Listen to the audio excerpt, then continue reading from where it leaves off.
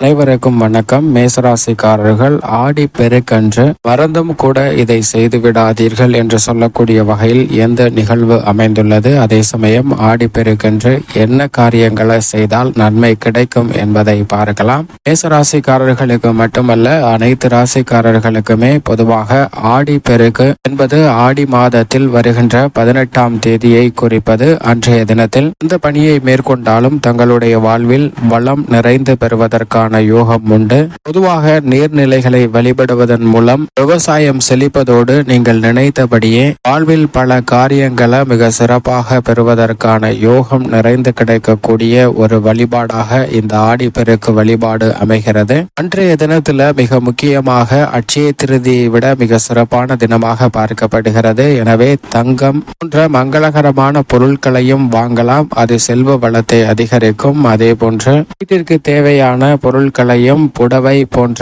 ஆடை ஆபரணங்களையும் நிறைந்து வாங்கலாங்க. அவை மிக பெரிய அளவுல மேசராசிக்காரர்களுடைய வாழ்வில் வளர்மனை சேர்க்கும் என்பதில் சந்தேகமே இல்லை. அதே போன்று அந்த ஆடிப்பெருக்கு தினத்தன்று புதிய முயற்சிகளில் ஈடுபடலாம். புதிய வேலையில் இணையலாம். புதிதாக தொழில் ரீதியான பணிகளை துவங்கலாம். சொந்த கட்டிடத்திற்கு திறப்பு விழா வைக்கலாம். இவை அனைத்துமே உங்களுடைய வாழ்வில் பல சிரமங்களிலிருந்து வெளிவருவதற்கான நல்ல வாய்ப்புகளை பெறுவதோடு மட்டுமல்லாது மென்மேலும் வளருவதற்கான யோகத்தையும் கொடுக்கும். குறிப்பாக கலைகளை கற்பதற்கு துவங்கக்கூடிய சிறந்த நாளாகவும் பார்க்கப்படுகிறது. சுப காரியங்களை திட்டமிடுவதற்கு உகந்த நாளாகவும் நிச்சயமாக அமைகிறதுங்க.